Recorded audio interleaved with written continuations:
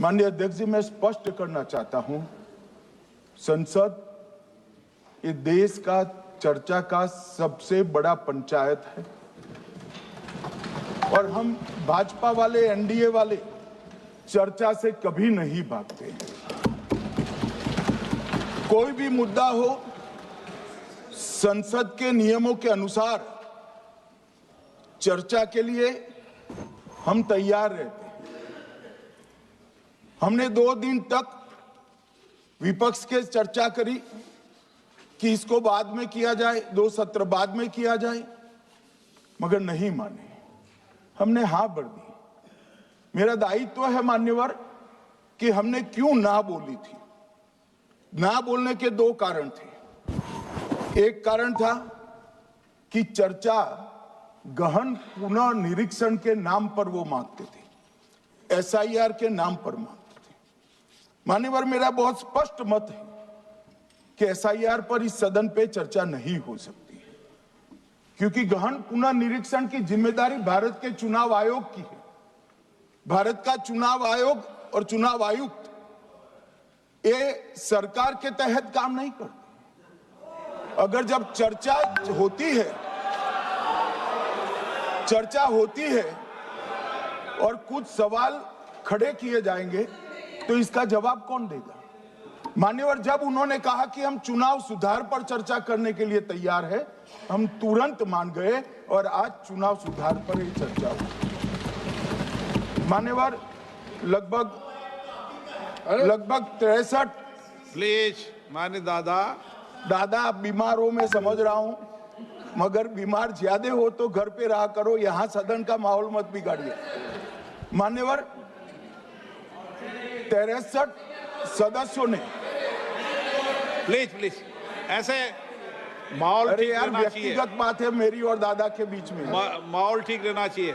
मान्यवर, 63 सदस्यों ने पक्ष और विपक्ष से इस चर्चा में हिस्सा लिया है और जो चर्चा का समय हुआ था तय, उससे ज्यादा आपने समय लिया है।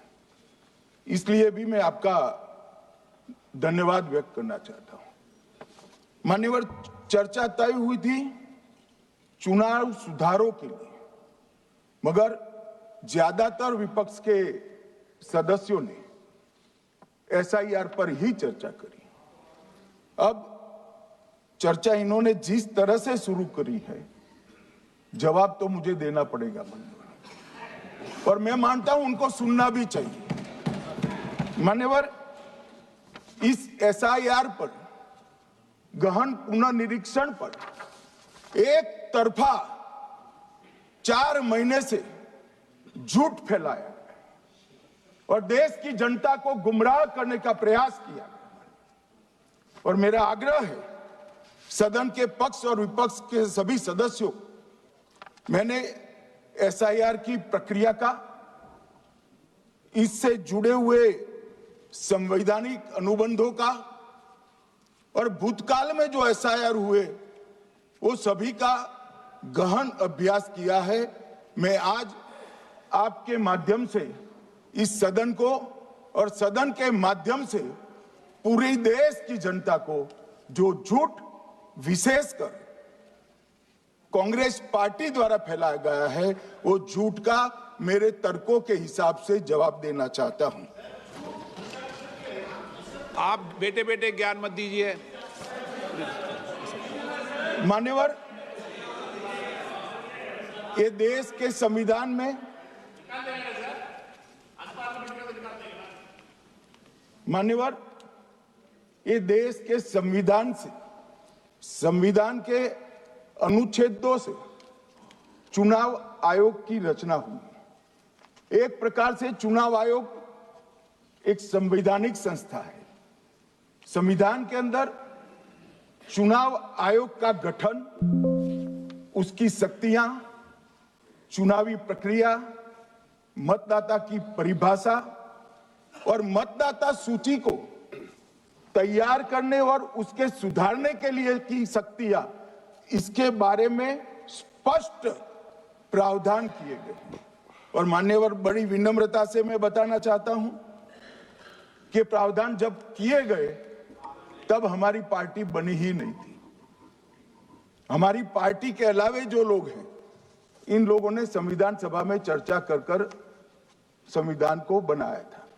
इसलिए ये पूरी चुनाव की प्रक्रिया जो संविधान के अंदर व्याख्यायित की गई है और आज जो हो रहा है, ये दोनों के बीच में क्या अंतर है और आरोप क्या है, इसको मैं जवाब देना चाहता हूं। माननीय, फ्री एंड फेयर चुनाव कराने का हमारा संविधान ने जिम्मेदारी चुनाव आयोग की तय की। मतदाता सूची बनाने की और मतदाता सूची में सुधार करने की जिम्मेदारी भी चुनाव आयोग को दी। अनुच्छेद संविधान के भाग 15 में अनुच्छेद 324, इसमें चुनाव आयोग का गठन, चुनाव आयुक्त की नियुक्ति, लोकसभा, राज्यसभा, विधानसभा, उपराष्ट्रपति और राष्ट्रपति, ये सभी चुनाव का संपूर्ण नियंत्रण संविधान ने चुनाव आयुक्त को दिया है। और चुनाव आयुक्त एक से ज्यादा हो तो इलेक्शन कमिश्नर को दिया है। अब 325 जो अनुच्छेद है वो किसी भी पात्र मतदाता को मतदाता सूची से बाहर नहीं रखा जाता, इसका प्रावधान करता है। मगर 326 एक गहन पुनर्निरीक्षण के लिए, एसआईआर के लिए बहुत महत्वपूर्ण है। क्या है 326? मान्यवर, इन्होंने मतदाता की पात्रता, योग्यता और मतदाता होने की शर्तें आर्टिकल 326 में तय की है। और वो शर्तें क्या है? सबसे पहली शर्त है कि मतदाता भारत का नागरिक होना चाहिए, विदेशी नहीं होना चाहिए। ये सबसे पहली शर्त है। और ये कह रहे हैं कि चुनाव आयोग क्यों ये कर रहा है? भाई, इसका दायित्व है इसलिए कर रहे हैं। दूसरी है 18 साल से ज्यादा आयु का व्यक्ति मतदाता बन सकता है। तीसरा, वैधता का निर्धारण मानसिक असमर्थता, अपराध और भ्रष्टाचार में संलिप्तता के लिए जो कानून ने समय समय पर तय किया है, इसके पर। तो ये 3 पात्रताओं के आधार पर भारत के मतदाता होने की बात तय होती है। और ये 3 चीजें किसने देखनी है मान्यवर? चुनाव आयुक्त को देखनी है। चीफ इलेक्शन इलेक्शन कमीशन मतलब चीफ इलेक्शन कमिश्नर और कमिश्नर्स ने देखनी है।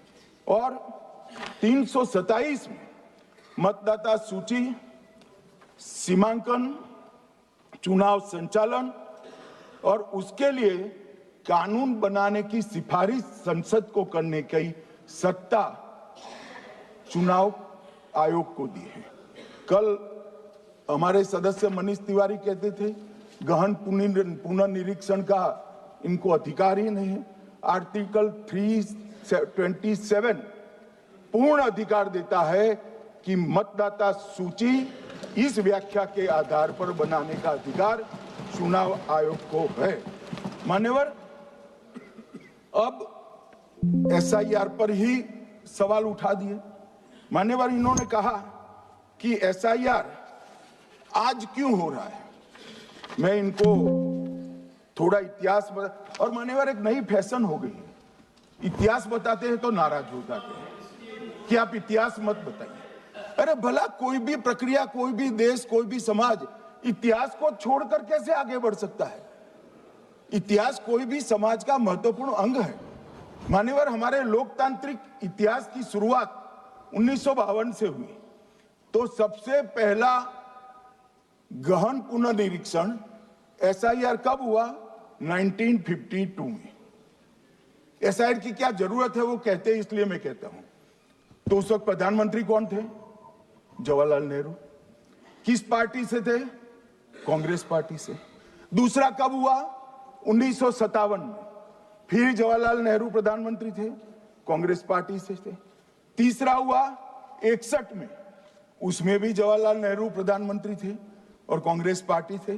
65-66 में भी हुआ, एक ही गहन पुनर्निरीक्षण 2 साल में हुआ। उस वक्त भी श्री लाल बहादुर शास्त्री प्रधानमंत्री थे, कांग्रेस पार्टी थे। 83-84 में हुआ, इंदिरा जी थी। 87-89 में हुआ, राजीव गांधी थे। 92-93-95 में हुआ, नरसिम्हा राव थे। 2002 और 3 में हुआ, तब श्री अटल बिहारी वाजपेयी थे। मान्यवर, 2004 में गहन पुनर्निरीक्षण समाप्त हुआ, तब डॉक्टर मनमोहन सिंह जी प्रधानमंत्री थे। तो 2, 3, 4 का एक गहन पुनर्निरीक्षण हुआ, एसआईआर हुआ। उसमें 2 साल एनडीए के प्रधानमंत्री थे, भाजपा के थे, और 1 साल डॉक्टर मनमोहन सिंह। 2004 के बाद सीधा 2025 में गहन पुनर्निरीक्षण हो रहा है, और इस वक्त हम हैं। एक पूरा गहन पुनर्निरीक्षण एसआईआर की प्रक्रिया का आज तक 2004 तक किसी भी दल ने विरोध नहीं किया है माननीय, क्योंकि ये चुनाव को पवित्र रखने की प्रक्रिया है। चुनाव के उद्देश्यों को, लोकतंत्र को स्वस्थ रखने की प्रक्रिया है।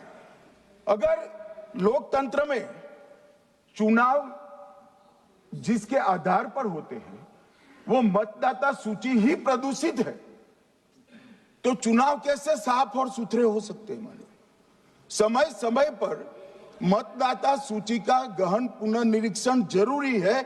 इसलिए चुनाव आयोग ने फैसला किया कि 2025 में इसको किया जाएगा। मान्यवर, एक बीच में एक घटना में जरूर कहना चाहूंगा। 2010 में एक चुनाव आयुक्त महोदय ने निर्णय किया कि रिटर्निंग ऑफिसर को मतदाता सूची में से नाम काटने का अधिकार नहीं है, और उसके बाद से किसी की मृत्यु हुई तो भी नाम नहीं कटते थे, कोई एक क्षेत्र से दूसरे क्षेत्र में गया तो भी नाम नहीं कटते थे। एक व्यक्ति का ट्रांसफर हो गया तो कोयम्बटूर से वो शिमले चला गया, भारत सरकार का कर्मचारी है, तो उसका नाम कोयम्बटूर में भी रहता था, शिमला में रहता था, क्योंकि 2010 में, मैं बताता हूं पीछे, मैं बख्सूंगा नहीं, आप चिंता मत करो, क्योंकि 2010 में एक व्यवस्था हुई कि किसी का नाम नहीं काट सकते, और उस वक्त भी कांग्रेस पार्टी की सरकार थी। तो एक गहन पुनर्निरीक्षण क्या है? मानिए, एक गहन पुनर्निरीक्षण है कि जिनकी मृत्यु हो गई उनके नाम कट जाए, जो 18 साल से बड़े हो गए उनके नाम जोड़ जाए, जो किसी भी प्रकार से 2 जगह मतदाता है उनके नाम कट जाए, और जो विदेशी नागरिक है उनको चुन चुन कर डिलीट किया जाए। ये गहन पुनर्निरीक्षण। और मैं आज इस मंच से, आपके माध्यम से इस सदन को और देश की जनता को कहना चाहता हूं, क्या कोई भी देश का लोकतंत्र सुरक्षित रह सकता है जब देश का प्रधानमंत्री और राज्य का मुख्यमंत्री कौन हो वो घुसपैठ ये तय करेंगे? मान्यवर, नहीं रह सकते। एक मतदाता का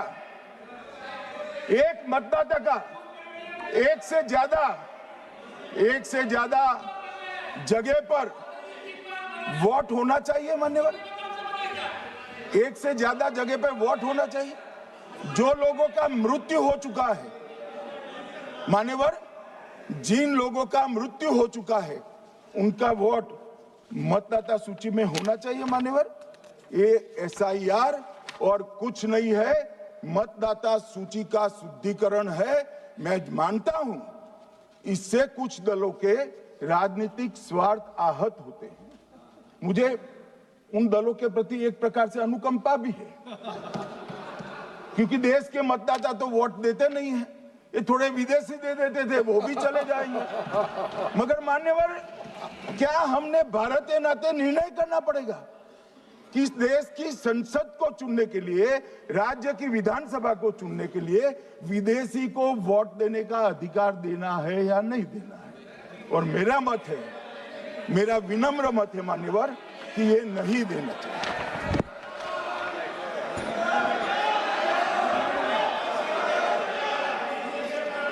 दादा बैठ जाइए प्लीज प्लीज। मान्यवर,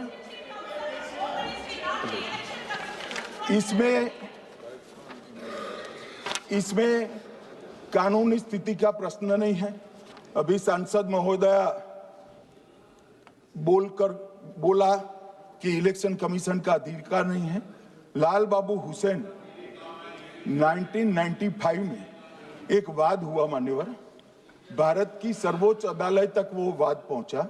लाल बाबू हुसैन बनाम मतदाता रजिस्ट्रेशन ऑफिसर 1995 में इसका जजमेंट आया और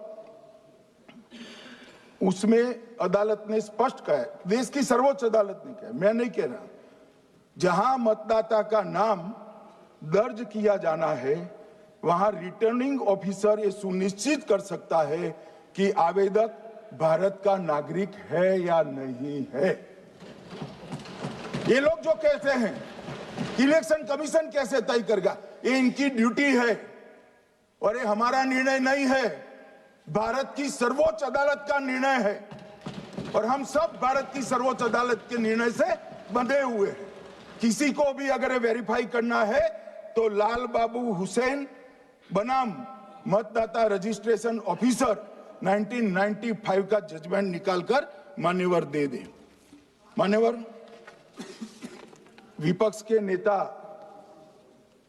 राहुल गांधी जी ने 5 नवंबर 2025 को एक प्रेस कॉन्फ्रेंस में परमाणु बम फोड़ा। अब वो परमाणु बम के अंदर उन्होंने कहा कि हरियाणा में एक ही घर में 501 वोट पड़ गए। चुनाव आयोग ने इतनी स्पष्टता करी कि हाउस नंबर 265 कोई छोटा मकान नहीं है और 1 एकड़ का पुश्तैनी प्लॉट में अनेक परिवार बस रहे हैं, मगर वहां हर परिवार के घर का नंबर नहीं दिया गया है, इसलिए सब जगह हाउस नंबर 501 दिया गया और एक परिवार की तो 3 पीढ़ियां साथ में रह सकती है। और पुराने नंबर से ही जब हरियाणा में कांग्रेस की सरकार चुनी गई तब से ये नंबर इसी तरह से चल रहा है। ये ना कोई फर्जी घर है ना फर्जी वोटर है। मान्यवर, वोट चोरी का नैरेटिव बनाने के लिए मान्यवर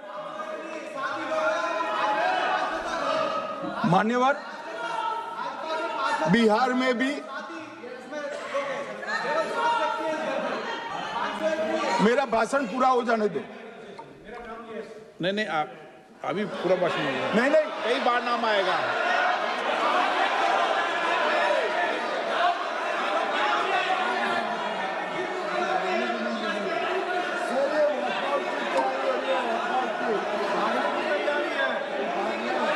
माननीय सदस्य,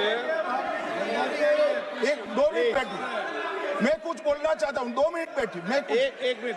मान्यवर, माननीय सदस्य 1 मिनट। मान्यवर, मेरा विपक्ष के नेता से एक निवेदन है कि 2 मिनट सुन ले मुझे, बाद में उनको बोलने का मौका दीजिए। मान्यवर, 2 मिनट। मान्यवर, मेरा आपसे विनम्र निवेदन है, मैं आधी रात तक बैठने के लिए तैयार हूं, मुझे कोई आपत्ति नहीं। मेरा भाषण समाप्त हो जाए, अरे सुनिए ना भाई, सुनो ना, 2 बड़े बोलते हैं तब बीच में नहीं बोलते। मान्यवर, मेरा भाषण समाप्त हो जाए। प्लीज नहीं। मान्यवर, मेरा भाषण समाप्त हो जाए, बाद में इसमें जितने भी मुद्दे विपक्ष के नेता खड़े करेंगे, मेरी मर्यादा में इसका जरूर जवाब दूंगा, मुझे कोई आपत्ति नहीं। मेरा विनंती इसलिए है मान्यवर,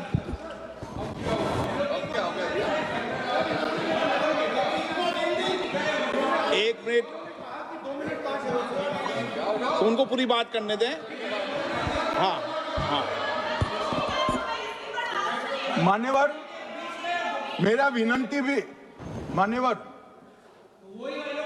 नो प्लीज डिबेट नहीं करते बैठे। मान्यवर, मेरा विनंती इसलिए है कि शायद वो जो मुद्दा खड़ा करना चाहते हैं उसका जवाब मेरे आगे भाषण में आ जाएगा तो मुद्दा ही नहीं बचेगा। इसलिए मैं कह रहा हूं मुझे पूरा सुन लिया जाए। मान्यवर, बिहार में एक मतदाता की उम्र 34 साल बताई गई, 34 साल की है, इसको 124 साल बताया गया। सच था कि इसमें उम्र 124 बार छपी थी। बाद में मिंता देवी जी ने खुद बताया कि उन्होंने ऑनलाइन आवेदन किया था और वो ऑनलाइन आवेदन करने में गलती हो गई, इसके कारण उम्र 124 बार साल छपी थी। अब इसके आधार पर मतदाता सूची पर प्रश्न कर दिए।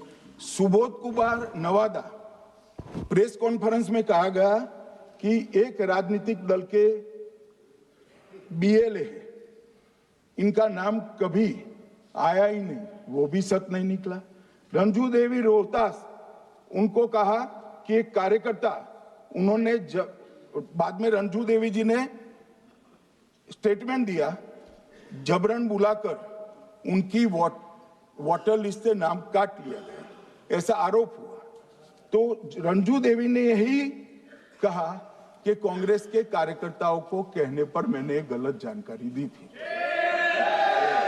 मान्यवर, ये जो प्रेस कॉन्फ्रेंस हुई और उसने जिस प्रकार का देश में माहौल बनाया, चलो ये तो मैंने आरोप जो लगाए थे और सत्य क्या है कहा, मगर मैं विपक्ष के नेता ने जो प्रेस कॉन्फ्रेंस में कहा कि मतदाता सूची ठीक नहीं है, इसको सुधार करना चाहिए, तो भाई गहन पुनर्निरीक्षण क्या है, एसआईआर क्या है, मतदाता सूची का सुधार करने की प्रक्रिया है, और वो कर रहे हैं तो भी विरोध कर रहे हैं, पुरानी मतदाता सूची कर रहे हैं तो भी विरोध कर रहे हैं। भाई मतदाता सूची पुरानी हो या नहीं, आपका हारना तय है, ये मतदाता सूची से नहीं होता। मान्यवर, उन्होंने कहा, अपने लॉजिक के समर्थन में कहा कि भारतीय जनता पार्टी को कभी एंटी इनकम्बेंसी का सामना नहीं करना पड़ता। मान्यवर, एंटी इनकम्बेंसी इनके खिलाफ होती है जो जनहित के विरुद्ध काम करे। ये बात सही है कि भाजपा को एंटी इनकम्बेंसी का फायदा विरोध बहुत कम करना पड़ता है। हमारी सरकारें बार बार चुनकर आती हैं, चाहे राज्य में है या केंद्र में, परंतु ऐसा नहीं है कि हम 2014 के बाद एक भी चुनाव नहीं हारे। छत्तीसगढ़ में 18 में हारे, राजस्थान में 18 में हारे, मध्य प्रदेश में 18 में हारे, कर्नाटक में भी 14 के बाद हारे, तेलंगाना में हम जीत नहीं पाए, चेन्नई में हम जीत नहीं पाए, बंगाल में भी हम हारे। भाई तो तब तो ये मतदाता सूची बहुत अच्छी होती है, तब से नए कपड़े पहनकर आप शपथ ले लेते हो। उस वक्त मतदाता सूची का विरोध नहीं करते हो, और जब मुंह की पटखनी पड़ती है बिहार की तरह, तब मतदाता सूची का विरोध करते हो। माननीय, दोहरे मापदंड नहीं चलेंगे लोकतंत्र में। जब आप जीतते हो तब चुनाव आयोग महान है, जब आप हारते हो तो चुनाव आयोग निकम्मा है, बीजेपी का कहने पर चलता है। जब आप जीतते हो मतदाता सूची अच्छी है, मतदाता सूची अच्छी है, और जब आप हारते हो तो मतदाता सूची खराब है। मान्यवर, मुझे कोई आपत्ति नहीं, इस प्रकार का भ्रांति फैलाए तो फैलाए, मेरा दायित्व है कि इस देश की जनता को एक ड्यूअल स्टैंडर्ड की जानकारी देना, जो मैं आज इस सदन में खड़े होकर दे रहा हूं। मान्यवर, आगे पर भी मैं इस विषय को कहूंगा, और ढेर सारे आरोपों के मेरे पास जवाब है। जो 3 प्रेस कॉन्फ्रेंस में, एक सादा प्रेस कॉन्फ्रेंस, एक एटम बम वाला प्रेस कॉन्फ्रेंस, एक परमाणु बम वाला, ये तीनों में क्या हुआ, इसके सारे जवाब मेरे पास है। मान्यवर, अब ये कहते हैं कि 2-2 जगह है, 2-2 जगह मतदाता है। मान्यवर, किन किन लोगों के 2-2 जगह मतदाता, मैं इसमें जिनके नाम 2 जगह रजिस्टर्ड है उसका दोष नहीं निकालता मैं, क्योंकि एक जगह से कोई व्यक्ति दूसरी जगह गई तो 2010 के बाद इसको डिलीट करने का अधिकार आरओ के पास से ले लिया गया। इसके कारण ये विसंगतियां खड़ी हुई है। किसके हैं? श्री प्रशांत किशोर जी के 2 जगह मतदाता है, पवन खेरा जी का भी है, तेजस्वी यादव का स्वयं का है, टी सिद्दीकी एनआईसी केरल के नेता का है, मान्यवर संजय सिंह आप पार्टी के नेता के हैं, एक किशोरी पेडनेकर यूबीटी शिवसेना के हैं, इनका भी है। मान्यवर सामान्य गलतियां हैं, क्योंकि एक नियम आ गया, जिसका जब वोट काटने का जिसका अधिकार है उसको रोक लिया गया, तो आरओ वोट काट नहीं सकता था, इसलिए 2 जगह रह गए। अब वो ही एक गहन पुनर्निरीक्षण से सुधरना है, मगर आप गहन पुनर्निरीक्षण को वोट चोरी कह रहे हो। मान्यवर, वोट चोरी किसको कहते हैं वो मैं बताना चाहता हूं, और हमारे यहां कुछ परिवार ऐसे हैं जो पूछते नहीं, वोट चोरी करते। अच्छा बोलिए आप। हाँ बोले आप, बोले। हाँ बोले आप, बोले। स्पीकर सर, मेरा कल एक सवाल था, जो हिंदुस्तान के इतिहास में पहली बार डिसीजन लिया गया कि इलेक्शन कमिश्नर्स को फुल फुल इम्यूनिटी दी जाएगी। ठीक है, ये है ना, इसका जवाब भी दें। इसका पीछे मैं खत्म नहीं किया सर। इसके पीछे जो थिंकिंग थी वो हमें सबसे पहले बताएं। ठीक है। दूसरी बात, नहीं, हरियाणा की जहां इन्होंने बात की, इन्होंने एक उदाहरण लिया, वहां पर अनेक उदाहरण हैं। वो भी आपने दिया था ना, 19 वो भी आपने दिया था, इसलिए दिया वो भी। 19 लाख वहां पे फेक लोग वो उदाहरण आपने दिया था, इसलिए उसका जवाब दिया। और ये भी हमें बता दीजिए, actually let us have a debate on my press conference. Let us go. Let us have very good idea. Let us have a debate on my press conference. Amit Shah ji, I challenge you to have a debate on the 3 press conferences. Please. ठीक है, बैठ जाइए, बैठ जाइए। मान्य, please मान्य, आपने बात की थी, प्लीज।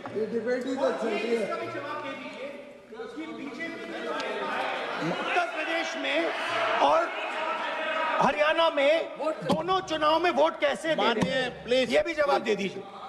माननीय गृह मंत्री जी। मान्यवर, पहली बात मैं स्पष्ट करना चाहता हूं, मैं 30 साल से विधानसभा और संसद में जनप्रतिनिधि के रूप में चुनकर आता हूं। मुझे लंबा अनुभव है संसदीय प्रणाली का।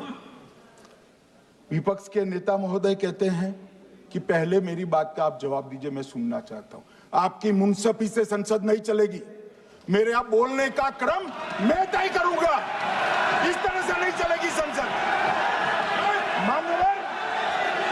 मान्यवर, उनको धैर्य रखना चाहिए, मेरा जवाब सुनने का। इनकी एक बात का जवाब मैं दूंगा, मगर मेरे भाषण का क्रम वो तय नहीं कर सकते, मैं करूंगा, क्योंकि मैं बोल रहा हूं।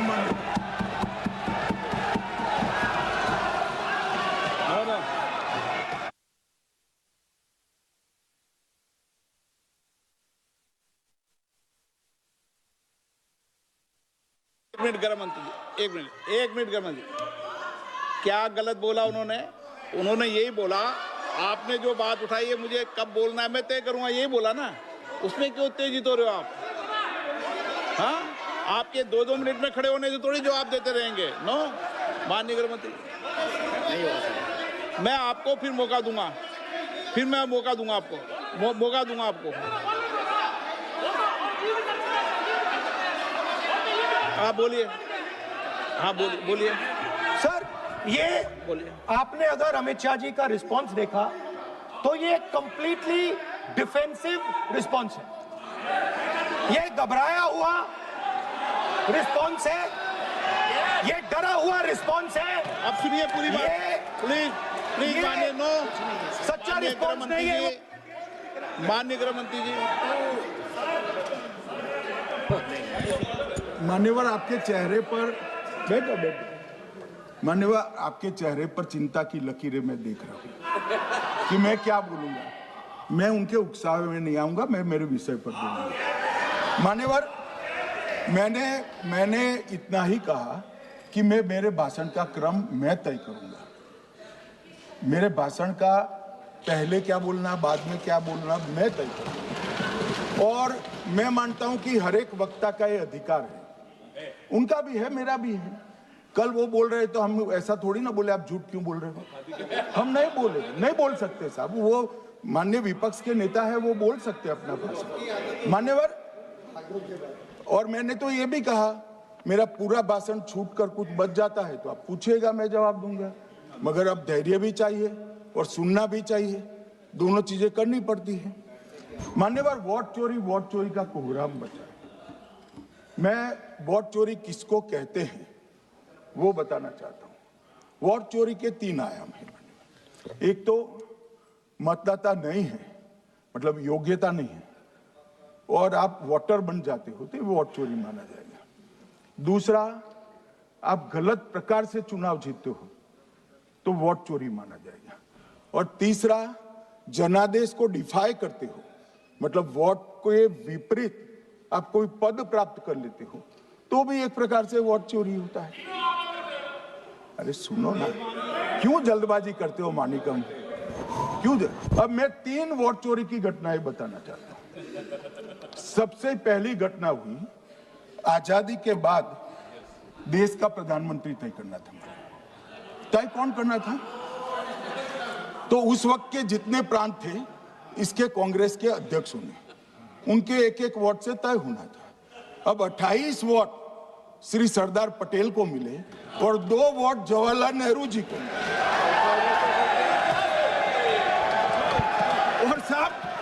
और साहब प्रधानमंत्री जवाहरलाल जी बने। मान्यवर,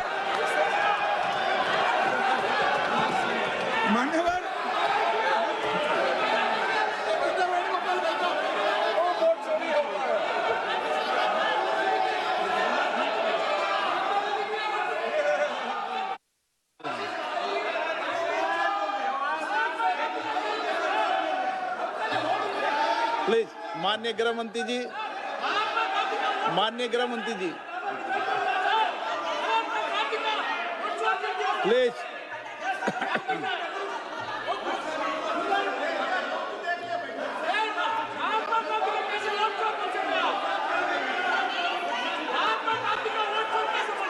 बैठो बैठो, बैठिए माने, प्लीज प्लीज प्लीज।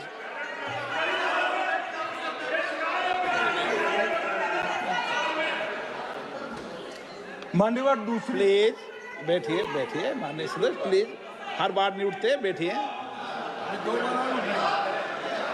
मान्यवर, दूसरे प्रकार की वोट चोरी और नैतिक तरीके से चुनाव जीतना, ऐसी वोट चोरी भी भूतकाल में एक बार हुई थी। श्रीमती इंदिरा गांधी रायबरेली से चुनी गई। इलाहाबाद हाईकोर्ट में श्री राजनारायण पहुंचे कि चुनाव नियमों के अनुसार नहीं हुआ।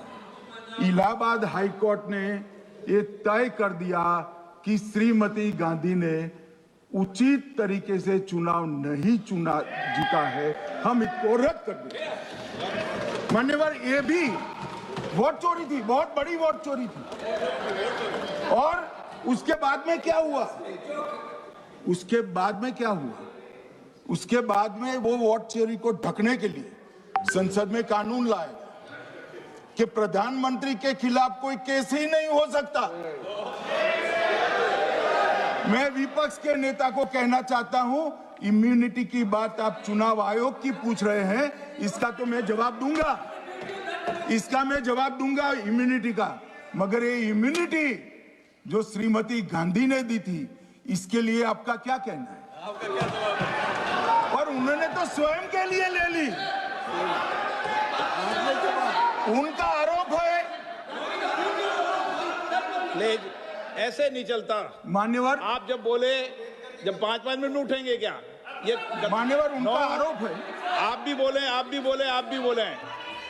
नौ गलत, 1-1 मिनट में सदस्य नहीं उठेगा ना। मान्यवर, उनका आरोप है कि सरकार ने बनाया तो लोकतंत्र ने बनाया,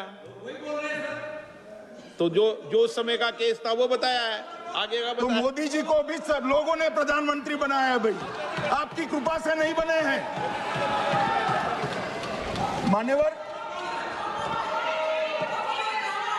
मान्यवर, नो विपक्ष प्लीज के सदस्य, नेता- माननीय तरीका ठीक नहीं है आपका, 2-2 मिनट में उठना। मान्यवर विपक्ष के नेता ने कहा कि आपने चुनाव आयुक्तों को इम्यूनिटी दी। इनका आरोप सत्य नहीं है, मैं इसकी बात बाद में करता हूं।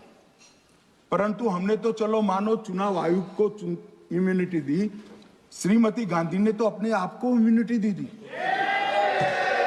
और फिर जब ये संवैधानिक सुधार के वायरस चैलेंज हुए तो वो केस जीतने के लिए 2, 3 और 4 नंबर के सर्वोच्च न्यायालय के जज को बाईपास कर चौथे नंबर के जज को चीफ जस्टिस बनाया और वहां केस भी जीत लिया। और मान्यवर ये तो इतिहास है, कौन झुठला सकता है? इनको कोई पढ़ाता नहीं है इतिहास, ये तो इतिहास है, सर्वोच्च अदालत और संसद के रिकॉर्ड में रखा हुआ इतिहास है। इसके खिलाफ लल्लन सिंह जैसे कितने लोग पूरा जीवन लड़े बिहार में, इमरजेंसी के खिलाफ जेल में गए, लाखों लोग गए। और तीसरी वोट चोरी कहना चाहता हूं, तीसरी वोट चोरी का प्रकार मैंने बताया था कि योग्यता नहीं है और मतदाता बन जाना। अभी एक वाद पहुंचा है, वाद मतलब डिस्प्यूट पहुंचा है दिल्ली की सिविल अदालत में। उसमें डिस्प्यूट ये है कि सोनिया गांधी जी इस देश की नागरिक बनने से पहले मतदाता बने।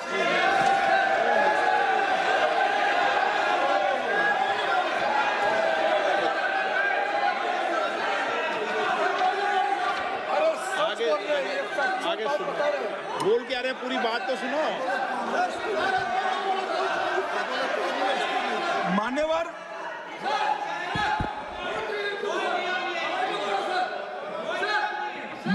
मैंने इतना ही कहा है कि अदालत में केस चल रहा है जो फैक्चुअल है। अब जवाब तो उनको अदालत में देना है, सोनिया जी ने यहां क्यों दे रहे हैं? अदालत में जवाब देना है।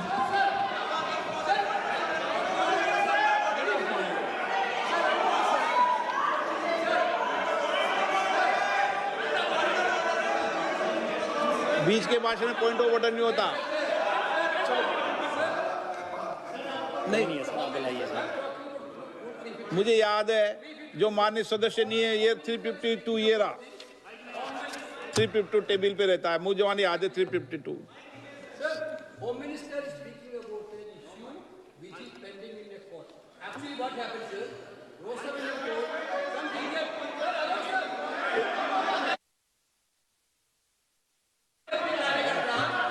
filed a case on Madam Sonia Gandhi's voting on that 80.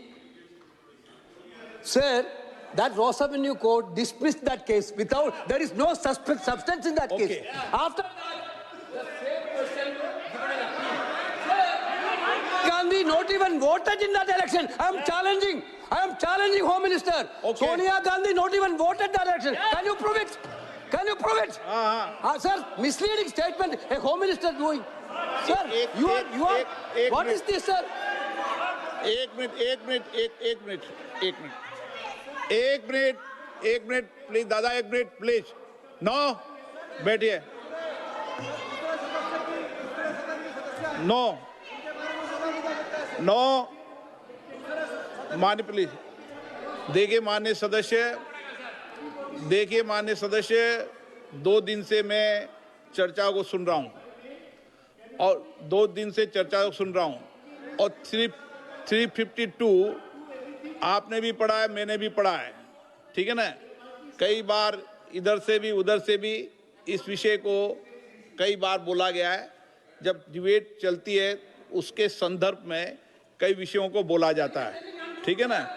और इसीलिए सुनिए बात, माननीय गृह मंत्री जी ने, आपने आधी बात सुनकर हर 2-2 मिनट में उठने लगोगे, ऐसे चर्चा नहीं होती। आप उनकी पूरी बात को सुनिए, क्या संदर्भ था, उन्होंने कोई फैसला नहीं दिया है, उन्होंने एक जानकारी जो आई है वो जानकारी सदन के पटल पे रखी है। अब मुझे सुनिए तो, अब आपने एक मुद्दा खड़ा किया, मुझे जवाब तो देने दीजिए।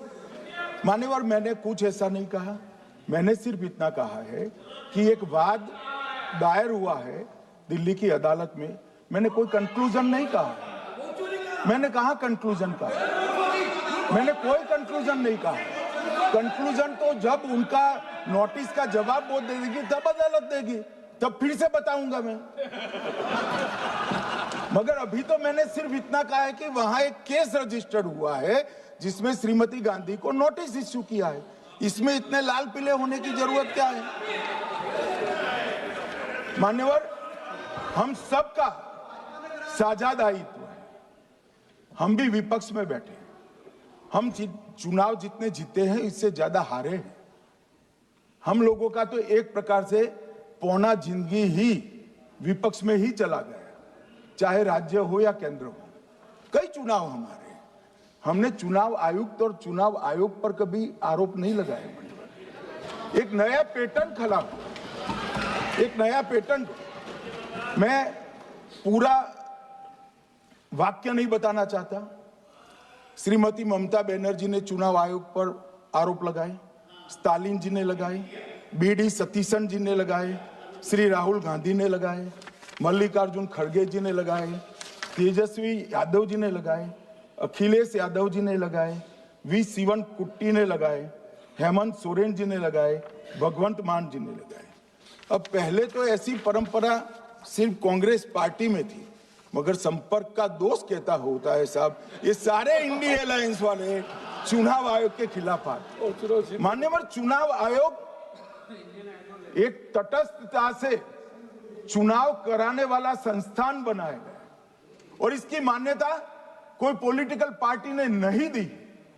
भाग और अनुच्छेदों के तहत हमारे संविधान ने दी है और ये संवैधानिक प्रक्रिया है। इस संवैधानिक प्रक्रिया पर सवाल खड़े कर कर, अनर्गल आरोप कर कर आप पूरे चुनाव आयोग की एक प्रकार से पूरे दुनिया में इसकी छवि को धूमिल करने का काम कर रहे हैं। आपको लगता है कि आप सरकार की छवि धूमिल करें? ना जी, आप पूरी दुनिया में भारत के लोकतंत्र की छवि को धूमिल करें। मान्यवर, सरकार का तो इतना ही सवाल है, मान्यवर सरकार का तो इतना ही सवाल है कि भारत के मतदाता क्या सोचेंगे। मगर मतदाता का सोचने का सवाल नहीं है। मतदाता को तो मालूम है कि हमने तो वोट दिया है इसलिए चुनकर आए हैं, तो उसके मन में कोई डाउट नहीं है।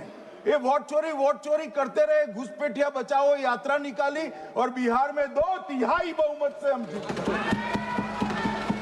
मान्यवर, ये जो नई परंपरा शुरू हुई कि देश के अंदर चुनाव न जीते तो चुनाव आयोग को बदनाम करो, चुनाव प्रक्रिया को बदनाम करो, मतदाता सूची को बदनाम करो, ये हमारे लोकतंत्र का भला नहीं करेगी। यही आयुक्त के तहत, यही सरकार के होते हुए आप कई चुनाव जीते। हम कुछ नहीं बोले, हम पार्टी में बैठकर इसकी मीमांसा की, मगर ये लोग चुनाव आयोग पर। प्लीज नो, आप बैठिए, आप ठीक है बैठिए। माननीय सदस्य प्लीज प्लीज।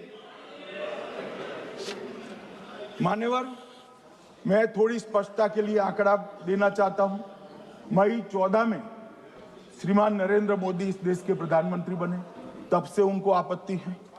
तो एनडीए क्या क्या जीती?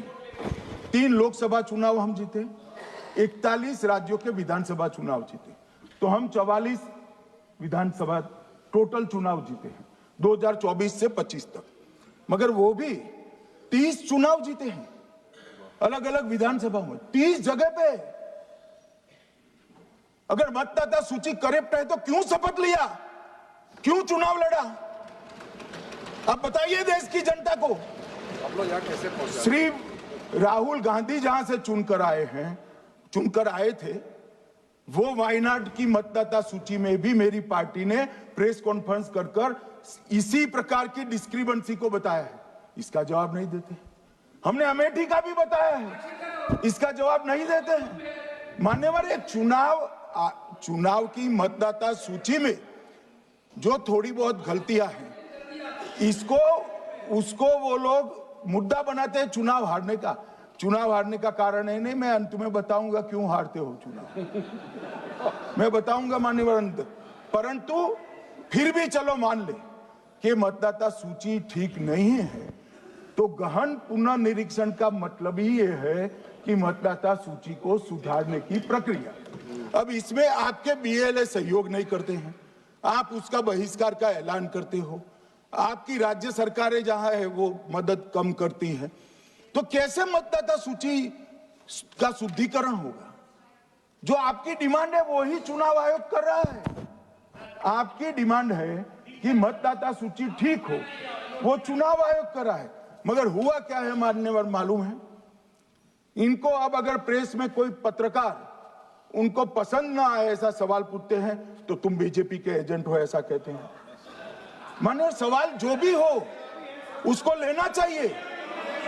मान्यवर पत्रकार कभी बीजेपी का एजेंट नहीं होता है, मगर आप अगर ऐसा मानते हो कि लोकतंत्र में आपको पसंद आए ऐसे ही सवाल पत्रकार पूछे तो ये नहीं हो सकता। इमरजेंसी नहीं है भाई, इमरजेंसी नहीं है। मान्यवर एक प्रेस में कोई सवाल पूछता है तो कहते हैं बीजेपी के एजेंट हो, केस हारते हैं तो जज पर आरोप कर देते हैं, चुनाव हारते हैं तो ईवीएम पर आरोप करते हैं, ईवीएम की दलील अब गले नहीं उतरती तो वोट चोरी का मुद्दा लेकर आए, वोट चोरी का मुद्दा लेकर पूरा बिहार में यात्रा निकाली, फिर भी हार गए। अब हारने का कारण आपका नेतृत्व है, ये हारने का कारण ईवीएम और मतदाता सूची नहीं। और अगर ये मानते हैं मान्यवर, अगर ये मानते हैं कि इनको कोई पूछने वाला नहीं है, भगवान करे मैं गलत पड़ जाऊं, कांग्रेस के कार्यकर्ता इनका हिसाब मांगेंगे। एक दिन कांग्रेस के कार्यकर्ता इनका हिसाब मांगेंगे कि इतने चुनाव कैसे हार गए। मान्यवर कोई जज आजादी के इतने साल में नहीं हुआ है मान्यवर कि कोई जज एक जजमेंट दे तो जज के खिलाफ इंपीचमेंट लेकर आते हैं। अपनी वोट बैंक को एड्रेस करने के लिए इंपीचमेंट लेकर आते हैं मान्यवर। और ये सारे ने तो साइन कर दिया, साथ ही साथ उद्धव जी ने भी साइन कर दिया। उद्धव जी जजमेंट क्या है? एक पहाड़ी पर मान्यता है कि हाँ सबसे ऊपर दिया जलाया जाए। मान्यवर ये वोट बैंक को संभालने के लिए एक हाईकोर्ट के जज के सामने इंपीचमेंट लेकर आए हैं। देश की जनता उनको मदद नहीं करे।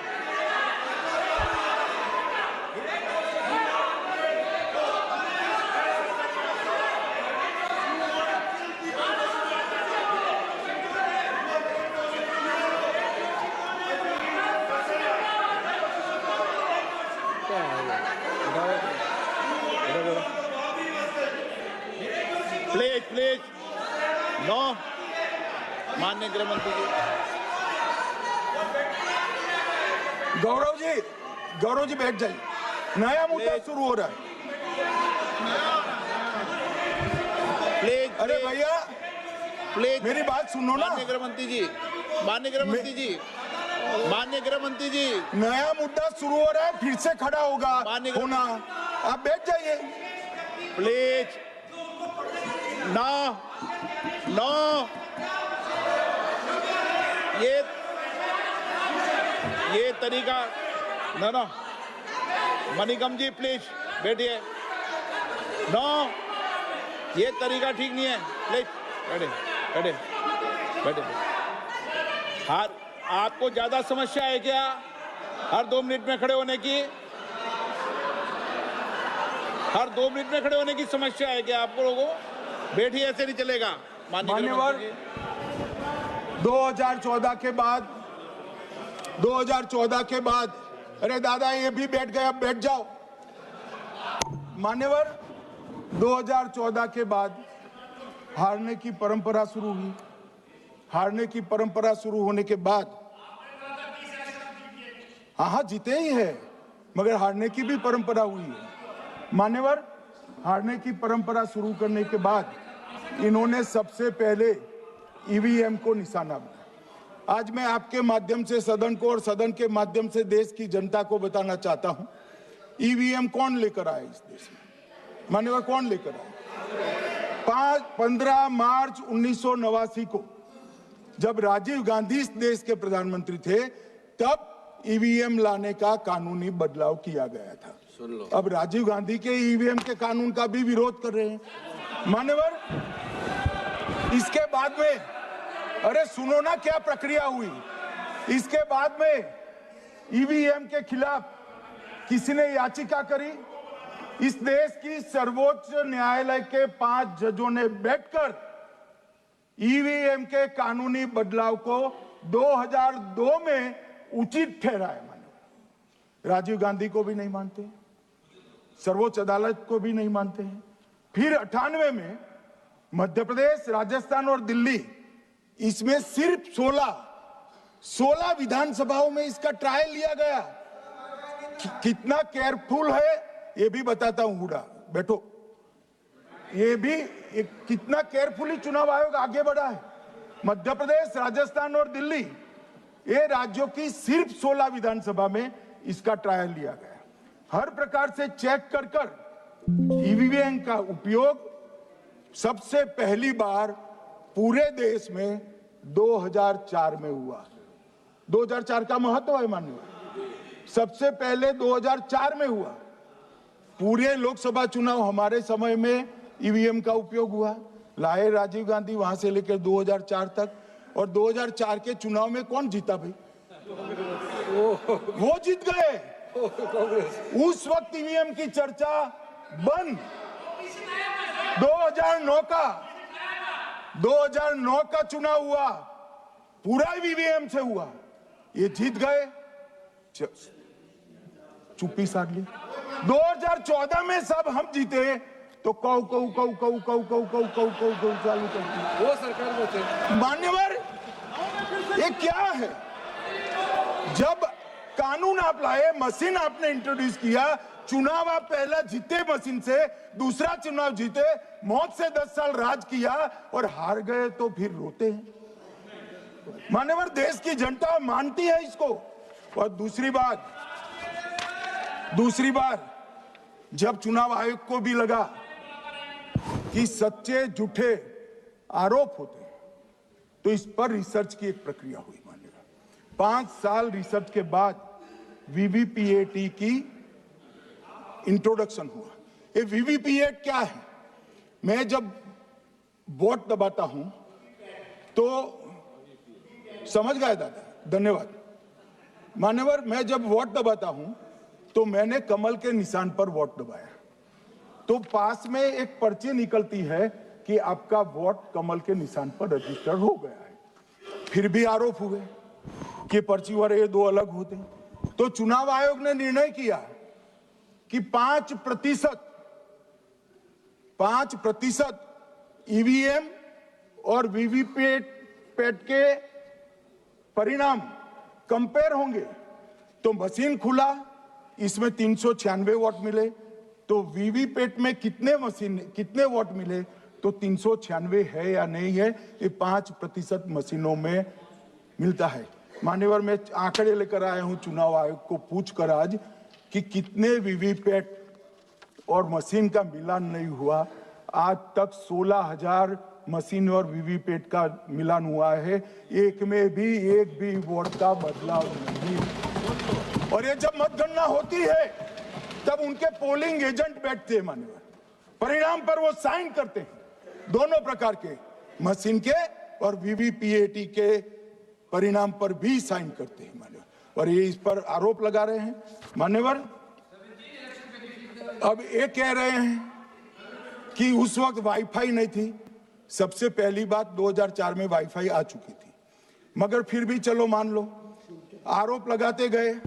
ईसीआई ने 2009 में एक छेड़छाड़ के आरोप पर भाग लेने के लिए 10 राज्यों में 100 ईवीएम लगाई गई।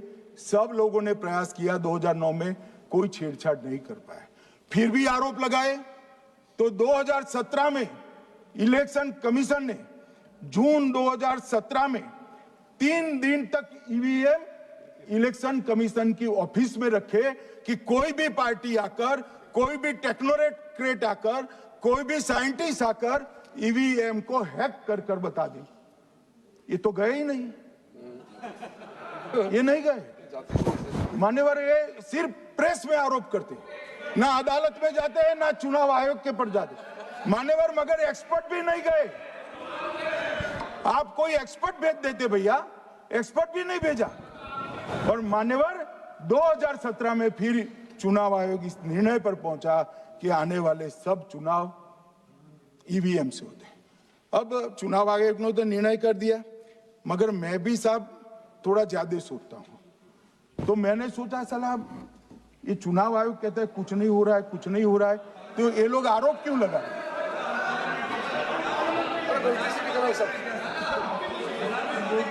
मान्यवर, मेरे शब्द कोई ऐसे हो तो काट दीजिए। काट दिया राहुल जी।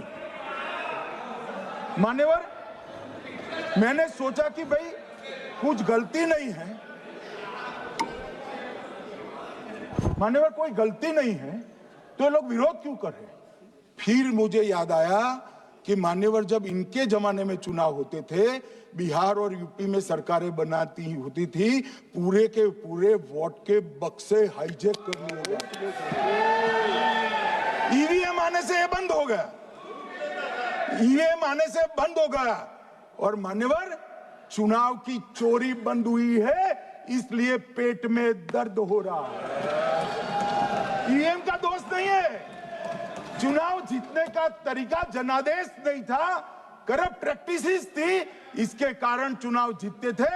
अब आज ये पूरे एक्सपोज हो चुके हैं। जब जनादेश पर चुनाव होता है तो आप जीत सकते हो, जीतो, स्वागत है उसका, मगर जब हारते हो तो अन्य कारण बताना, जैसे पहले मैंने कहा, ऐसा बताना, ये ठीक नहीं है।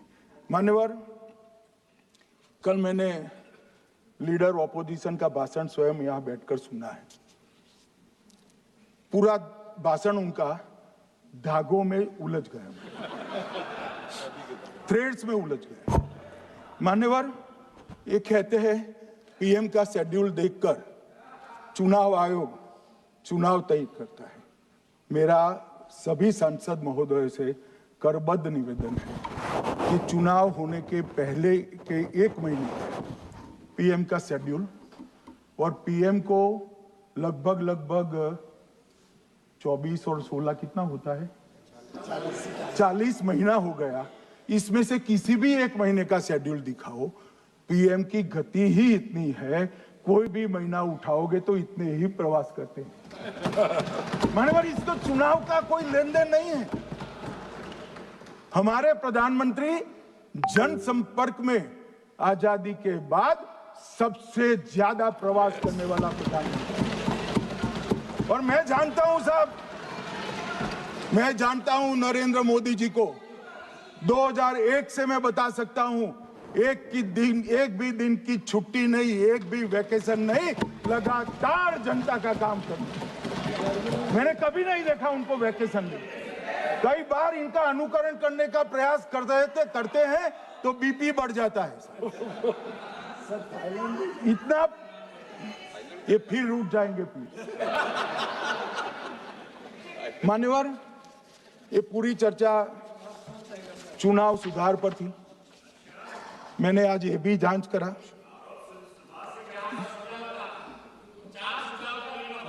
सुनो ना, जरा धैर्य रखो भाई। मान्यवर, मैंने आज सुबह चुनाव आयोग के वहां जांच कराई। जांच मतलब कोई गोपनीय चीज नहीं पूछी है, आप इसका इशू मत बने। मैंने ये पूछा कि चुनाव सुधार के लिए मई 2014 के बाद कौन सी पार्टी से कितने आवेदन आपको मिले, क्योंकि चुनाव सुधार जो करना है इसकी प्रक्रिया क्या है। मान्यवर, चुनाव सुधार सभी राजनीतिक दलों के साथ चर्चा कर चुनाव आयोग भारत सरकार के विधि मंत्रालय को भेजता है, और विधि मंत्रालय इसका कानून बनाकर संसद के सामने रखता है। ये प्रक्रिया है। तो मैंने सोचा कि इतना बड़ा हो हल्ला हुआ तो ढेर सारे चुनाव सुधार कांग्रेस पार्टी ने दिए होंगे, तो मैं जरा उसका पूछा कर दूं, लगे हाथ तो इसकी भी बात कर लूं। इसमें गोपनीय क्या है? तो मैंने पूछा तो साहब मुझे एक रहस्य मालूम पड़ा कि आज तक मई 2014 से चुनाव आयोग को एक भी चुनाव सुधार का सुझाव कांग्रेस पार्टी से नहीं मिला। मान्यवर,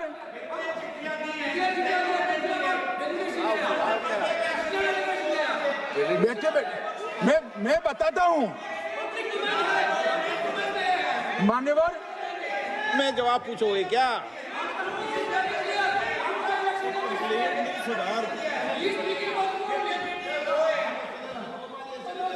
आप भी बोले, हर बोलने पर एक एक बार उठेंगे क्या? हर चीज का जवाब पूछेंगे क्या आप? नो, ये तरीका ठीक नहीं है। नो, ये तरीका ठीक नहीं है।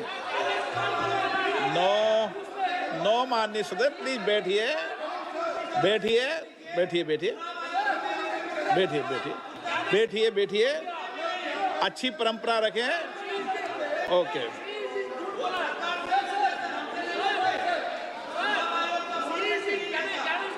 नो नो प्लीज, हर 2 मिनट नहीं उठते, अच्छी है।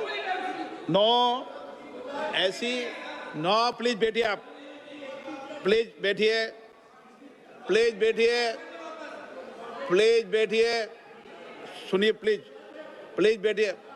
माननीय सदस्यगण, ये कभी परंपरा नहीं रही कि सत्ता पक्ष और प्रतिपक्ष का कोई भी माननीय सदस्य कभी बोल रहा हो तो हर विषय पर बैठे बैठे टिप्पणी करना या हर विषय पर खड़े होकर सवाल पूछना, ये परंपरा कभी नहीं रही। आपने भी भाषण दिया आज, आपको कोई ने बीच में उठ के पूछा कोई ने? माननीय गृह मंत्री, अच्छी परंपराएं लागू करो, अच्छी तरह चलाएं सदन। मैं मेरे स्टेटमेंट पर कायम हूं। नरेंद्र मोदी सरकार बनने के बाद आज तक कांग्रेस पार्टी ने चुनाव आयोग को एक भी चुनाव सुधार का प्रपोजल नहीं दिया। मान्यवर, ये कई बार मिलने गए हैं, मैंने उनका प्रेस कॉन्फ्रेंस भी देखा है। उनका प्रेस कॉन्फ्रेंस था चुनाव प्रक्रिया के अंदर उनका जो डिस्प्यूट है वो ऑन गोइंग इलेक्शन में इसको रजू करने का। चुनाव सुधार जो होता है, चुनाव के पहले चुनाव के नियम जो तय होते हैं, इसके लिए सभी दलों को बाकायदा पत्र लिखा जाता है और कोई मांगे तो उसको समय भी देना पड़ता है। ये दो अलग चीज है। माननीय गृह मंत्री, मान्यवर, 1 मिनट गृह मंत्री। माननीय सदस्यगण, सदन का समय माननीय गृह मंत्री जी के वक्तव्य की समाप्ति तक बढ़ाया जाता है। माननीय गृह मंत्री जी। मान्यवर, कर विपक्ष के नेता ने 3 सवाल पूछे थे और 4 सुझाव दिए थे। पहला सवाल था मुख्य न्यायाधीश को चुनाव आयोग चयन समिति से बाहर क्यों निकाला गया, पहला सवाल था। दूसरा सवाल था दिसंबर 2003 में कानून बदलकर चुनाव आयोग को पूर्ण प्रतिरक्षा क्यों दी गई। और तीसरा शार्प क्वेश्चन था सीसीटीवी फुटेज 45 दिन में नष्ट करने का कानून क्यों लाए। कानून नहीं लाए हैं, सर्कुलर चुनाव आयोग ने इश्यू किया है, मगर ठीक है, हार्द में समझ रहा हूं, ये क्यों कर रहे हैं। ये 3 इसके जवाब थे। मान्यवर, मैं इसमें से सबसे पहले सवाल का जवाब देना चाहता हूं। मान्यवर, मुझे पूरा सुनकर जरा आप आपत्ति लीजिएगा, क्योंकि मैं बताऊंगा तो पास से ही, मगर वर्तमान का भी जवाब दूंगा। मान्यवर, 73 वर्ष तक इस देश में चुनाव आयोग की नियुक्ति का कोई कानून ही नहीं था। माननीय सभी सदस्य ध्यान से मुझे सुने, 73 साल तक इस देश में चुनाव आयोग की नियुक्ति का कोई कानून नहीं था। नियुक्ति प्रधानमंत्री सीधी कर देते थे। और मान्यवर, मैं आज ये पूरे देश को बताना चाहता हूं कि टोटल अब तक जितने चुनाव आयुक्त हुए और जितने मुख्य चुनाव आयुक्त और चुनाव आयुक्त, ये सभी इसी प्रकार से हुए। अब 2003 के कानून पर मैं बाद में आता हूं। 1950 से 1989 चुनाव आयोग एक सदस्यीय था। प्रावधान क्या था? कोई कानून नहीं था। प्रधानमंत्री जी फाइल भेजते थे राष्ट्रपति जी को और राष्ट्रपति जी नोटिफिकेशन बहाल नहीं करते। तो भाई उस वक्त बरोबर चुनाव था, सबसे अच्छा था। नहीं, मैं ये नहीं पूछता नियुक्ति की प्रक्रिया। मान्यवर, पूरा उनका 55 साल प्रधानमंत्री जी ने ही चुनाव आयुक्त को नियुक्त किया, तब तक कोई सवाल नहीं था। और नरेंद्र मोदी करते हैं तो उन पर सवाल उठाते हैं, मगर हमने तो ऐसा भी नहीं किया मान्यवर। फिर 89 से 91, जब 89 में चुनाव आयुक्त उनकी सुनते नहीं थे, तो पहली बार उस पर ब्रेक लगाने के लिए चुनाव आयोग को बहु सदस्यीय बनाया गया। ये बिहार के चुनाव के कारण ही हुआ, परंतु वो भी प्रधानमंत्री की फाइल से ही अपॉइंट होते हैं। और मान्यवर 21 चुनाव आयुक्त, कमिश्नर और मुख्य चुनाव आयुक्त, और 21 और 29 इस प्रकार से हुए जिसमें कोई प्रधानमंत्री जी ही रखते थे। कांग्रेस पार्टी ने ही ये परंपरा बनाई थी, कानून भी कांग्रेस पार्टी ने बनाया था। मगर आज आरोप करना है इसलिए आपने चुनाव चोरी कर लिया, चुनाव चोरी कर लिया, चुनाव चोरी के कहने से कुछ नहीं होता। जनता हमको सुनती है भाई, और हम जवाब भी देते हैं। मान्यवर, ये 50 से लेकर 2023 तक कोई कानून नहीं। बाद में 2023 में एक अनूप बरनवाल बनाम भारत सरकार मुकदमा हुआ। उसमें सुप्रीम कोर्ट ने कहा कि भाई चुनाव आयुक्त की नियुक्ति थोड़ी पारदर्शी होनी चाहिए। सुझावी था, ऑर्डर नहीं था।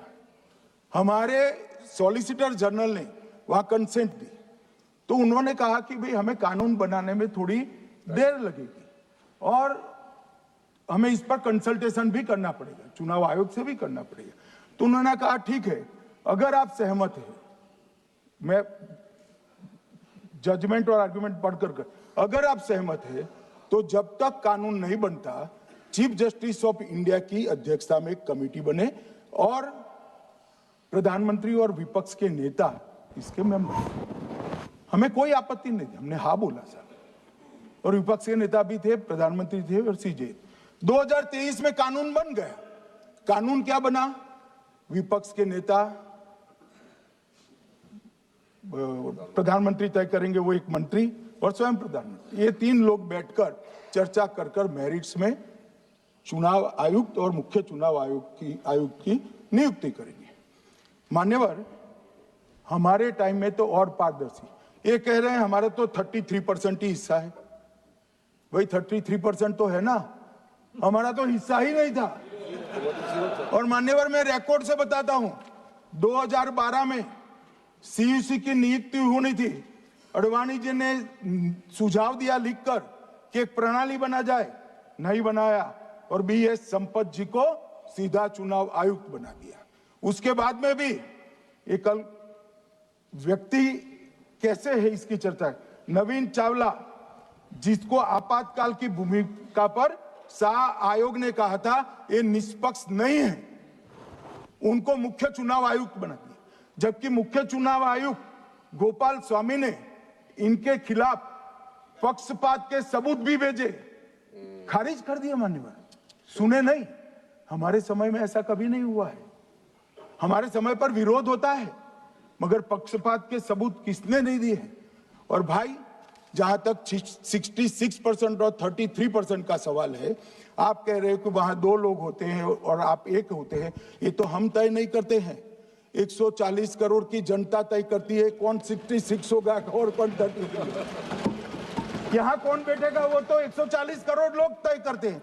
वो आपके लिए तय करोगे तो आप 66 हो जाओगे, मगर आप तो 100 रख कर गए थे, हमने उसको 33 दे दिया। मान्यवर, ये क्या सवाल उठाते? और वो समझते हैं कि मैं बोलता हूं तो बस ये ब्रह्म वाक्य होगा। ऐसे नहीं होता है मान्यवर, हर चीज के तर्क होते हैं। इनका जो भाषण तैयार करते हैं वो भी ठीक से नहीं करते, रिसर्च नहीं करते। मान्यवर, इन्होंने सीसीटीवी फुटेज 45 दिन में इलेक्शन कमीशन ने नष्ट करने का निर्णय किया, इस पर आपत्ति उठाई। मान्यवर, जन प्रतिनिधित्व अधिनियम 1951 की धारा 81 में एक प्रावधान है। प्रावधान क्या है? उम्मीदवार चुने जाने के बाद 45 दिन में चुनाव याचिका दायर कर सकते हैं। 45 दिन के बाद इसको कोई चुनौती नहीं दे सकता। ये नियम 1991 में बना, तब उस वक्त सीसीटीवी फुटेज नहीं था। सीसीटीवी फुटेज बाद में चुनाव आयोग ने एक सर्कुलर से रूल्स में बदलाव कर ऐड किया। अब किया क्या है चुनाव आयोग ने? सीसीटीवी फुटेज का जो रिकॉर्ड है उसको जन प्रतिनिधित्व अधिनियम की 1951 की धारा 81 के साथ संरक्षित किया है, मतलब अलाइन किया है कि 45 दिन के बाद कोई डिस्प्यूट की प्रोविजन ही नहीं है एक्ट में, तो 45 दिन के बाद ये सीसीटीवी फुटेज क्यों रखना चाहिए? अब इतनी सादी समझ नहीं है सब। मैं क्या कर सकता हूं? सब समझ के कोई इंजेक्शन नहीं होते जो भ्रम से दे दिया। मान्यवर, ये धारा 81 1951 से है, मगर पहले पर्चियों से होते थे तो पर्ची के लिए थी।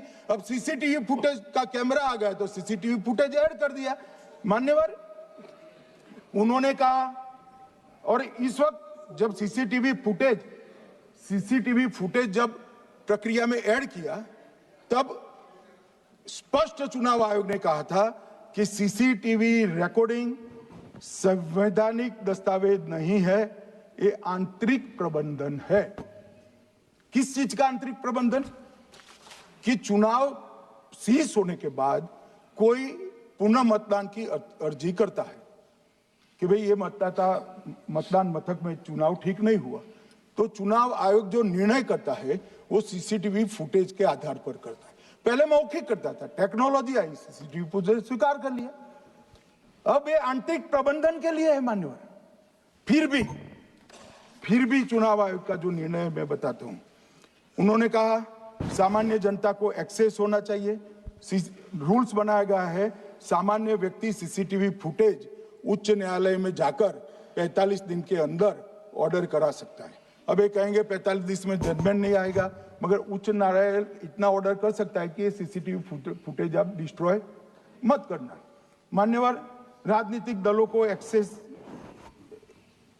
देने का उन्होंने प्रावधान करा है, तो वो चुनाव को चैलेंज करे राजनीतिक दल 45 दिन के अंदर।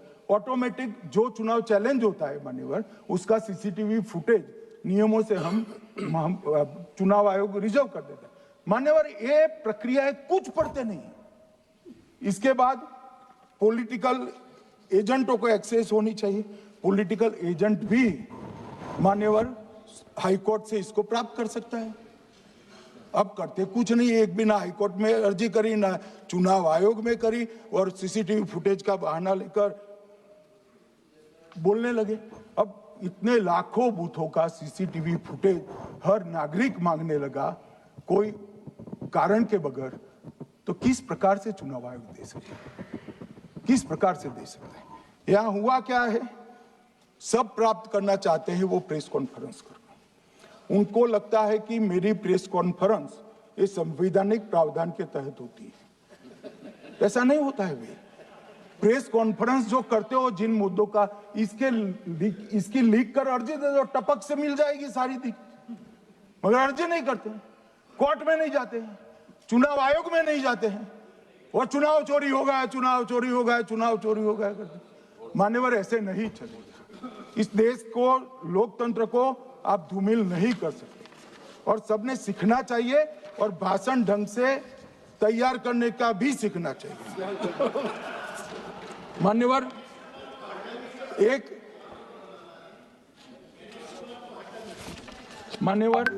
एक उन्होंने कहा सीईसी को 2003 में कानून बनाकर इम्यूनिटी दी है।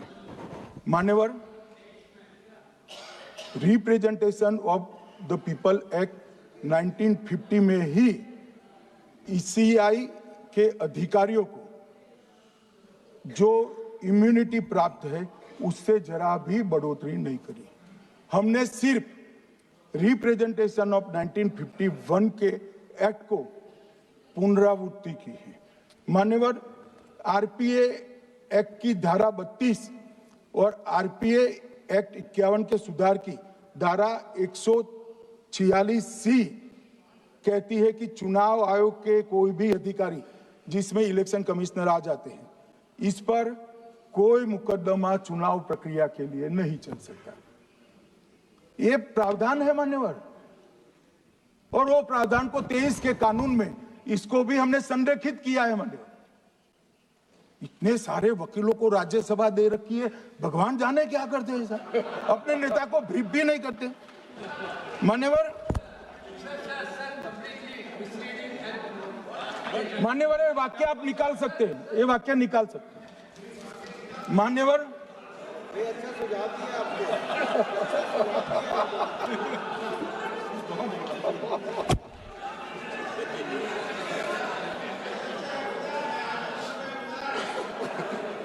मान्यवर, फिर ये सब हो रहा कल देर रात को मान्यवर मैं मेरा भाषण तैयार कर लूं, तो मैंने अपने आप को पूछा कि ये सब इतना स्पष्ट है तो ये मुद्दा क्यों उठा रहे। मेरी समझ में अगर इतना पढ़कर आता है तो उन्होंने भी तो पढ़ा होगा। ये मुद्दा क्यों उठा रहे? मूल मुद्दा है अवैध घुसपैठियों को मतदाता सूची में रखने। इन लोगों ने मान्यवर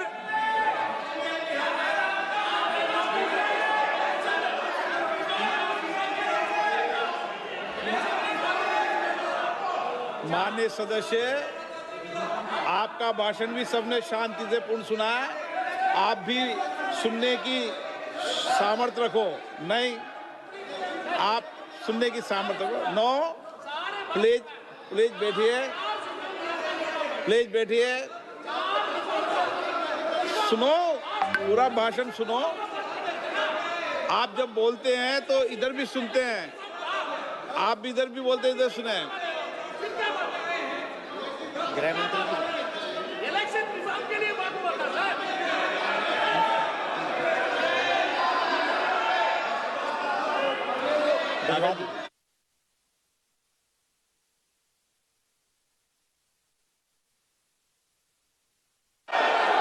माननीय सदस्य, आप जब बोलते हैं तो इधर भी सुनते हैं, पूरे सुनने की क्षमता रखो। सर, ये लोग डर गए हैं, जवाब नहीं सुन सकते हैं। इतना दिनों से देश के सामने में झूठ फैला करके इन्होंने गुमराह करके चर्चा मांगा। आज गृह मंत्री जी एक बात का जवाब दे रहे हैं, ये भाग गए, डर गए, सुन भी नहीं सकते ये। अगर ये सुन नहीं सकते हैं, इतना दिनों से संसद का समय बर्बाद क्यों किया? अगर सच्चाई नहीं सुन सकते तो इतना दिनों तक सड़कों पर संसद का समय लोगों को रंग फैला करके क्यों समय बर्बाद किया? ये दिखा रहे, हमको मालूम था ये भागने वाले हैं। सच्चाई को सुनना चाहिए, सच्चाई को सुनना चाहिए। और जब सच्चाई सामने में आया तो डर गए, सुनने का कैपेसिटी तक नहीं है और इतना गुमराह किया। पिछले सेशन का पार्लियामेंट सेशन इन्होंने तबाही किया, मॉनसून सेशन को भी इन्होंने बर्बाद किया इसी मुद्दे पर, और ये हमारे शीतकालीन समय को भी इन्होंने 2 दिन बर्बाद किया। आज बारीकी से जब बता रहे थे ये लोग भाग गए, ये तो ठीक नहीं है।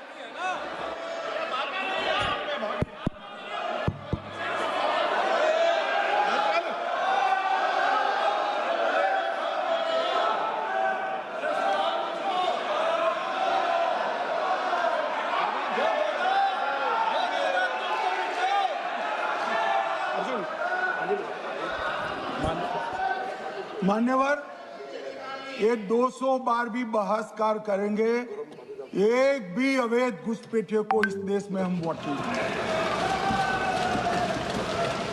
ये हमारे एनडीए का पॉलिसी है मान्यवर। डिटेक्ट मतलब ढूंढो, डिलीट करो, मतदाता सूची में नाम काटो और उनको डिपोर्ट करो। हम संवैधानिक प्रक्रिया कर कर डिटेक्ट, डिलीट और डिपोर्ट ये पूरा करेंगे। ये क्यों सदन छोड़कर भाग गए? मैं इनके सामने तो कोई बात भी नहीं कर रहा था, ना कांग्रेस पार्टी के सामने बात कर रहा था। मैं तो बात कर रहा था घुसपैठियों को देश के बाहर निकालने की। अब ये तो देखिए साहब, अगर मैंने इतने सारे आरोप करे श्री जवाहरलाल नेहरू पर, इंदिरा गांधी पर, इनके पिताजी पर, सोनिया जी पर, तब भागते तो लाजिम था। ये घुसपैठियों को लिए भाग गए क्योंकि उनकी हमारी पॉलिसी है डिटेक्ट, डिलीट और डिपोर्ट। उनकी पॉलिसी है नॉर्मलाइज कर दो घुसपैठ को, उसके बाद में मान्यता प्रदान कर दो और चुनाव में मतदाता सूची में डालकर फॉर्मलाइज कर दो। मगर साहब ये लंबे समय तक नहीं चलना। मैं मेरे मन से मानता हूं, मेरे पार्टी के सिद्धांत तो है ही, मगर मैं मानता हूं कि जनसांख्यिकी में इतना बड़ा परिवर्तन देश के लिए बहुत बड़ा खतरा है। यह देश एक बार जनसांख्यिकी के आधार पर बढ़ चुका है और हम नहीं चाहते कि आने वाली पीढ़ी ये देश के भी बंटवारे दिखे। इसलिए ये बहुत जरूरी है कि इस देश से घुसपैठ को रोकना पड़ेगा। मान्यवर, ये कहते हैं कि घुसपैठ हो रही है, भारत सरकार की जिम्मेदारी नहीं है। मान्यवर, मैं आज बताना चाहता हूं, घुसपैठ हो रही है भारत बांग्लादेश की सीमा से। वहां पर कुल 2216 किलोमीटर बॉर्डर है, इसमें से 1653 किलोमीटर बॉर्डर बन चुकी है और 563 कहां बाकी रही है मान्यवर मालूम है? केवल और केवल एक राज्य बंगाल। आसाम का पूरा हो गया, मेघालय का पूरा हो गया, त्रिपुरा का पूरा हो गया, जम्मू कश्मीर का पूरा हो गया, पंजाब का पूरा हो गया, राजस्थान का पूरा हो गया, गुजरात का पूरा हो गया, खाली बंगाल का बाकी रखा है। और मैं आज कहना चाहता हूं टीएमसी के लोगों को भी, ये राहुल जी के साथ में रहकर घुसपैठिया बचाओ यात्रा बिहार में निकली, साफ हो गए। आप भी घुसपैठियों को बचाओगे तो वहां भारतीय जनता पार्टी का विजय तय। मान्यवर, ये कहते हैं कि घुसपैठ क्यों हो रही? आप बॉर्डर नहीं बनाने देते, फेंसिंग नहीं करने दोगे, घुसपैठ नहीं होगी। फिर भी चलो, मैं पूछना चाहता हूं कि घुसपैठ होकर सबसे पहले घुसपैठिया कहां आता है? कहां आता है? तो गांव में आता है। पटवारी को मालूम नहीं पड़ता, गांव के थाने वाले को मालूम नहीं पड़ता। इसकी मतदाता सूची में नाम डालने के लिए आधार कार्ड कहां बनता है? वहीं बनता है। उसका राशन कार्ड कहां बनता है? बंगाल में बनता है। और मतदाता सूची में कौन सी मतदाता सूची में ऐड होता है? तो बंगाल में होते। आपकी कोई जिम्मेदारी नहीं है। मान्यवर, ये देश के भविष्य और सुरक्षा के साथ खिलवाड़ कर रहे। कभी कभार चुनाव तो जीत जाओगे घुसपैठियों के आधार पर, परंतु इस देश की सुरक्षा को आप ताक पर रखो। मैं आज कहना चाहता हूं मान्यवर, बिहार की जनता ने एक बहुत महान फैसला किया है घुसपैठिया बचाओ यात्रा के खिलाफ जनादेश, और बंगाल भी ये करने जा रहा है। मान्यवर, आने वाले दिनों में करेंगे, उनको मालूम नहीं है। मान्यवर, मैं कल राहुल गांधी जी ने एक विषय कहा था कि सारी संवैधानिक संस्थाएं आपने करप्ट कर दी। मैंने पूरा बताया कि चुनाव आयोग की नियुक्ति के पहले क्या नियम थे। उन्होंने ये कहा कि महत्वपूर्ण पद पर आरएसएस की विचारधारा के लोग रख दिए जाते हैं। तो इसमें क्या आपत्ति है भाई?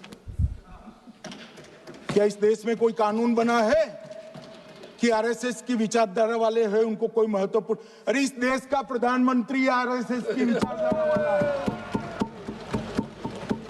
इस देश का का गृह मंत्री आरएसएस की विचारधारा वाला है और जनादेश से बनकर आए, आपकी कृपा से बनकर नहीं आए मान्यवर।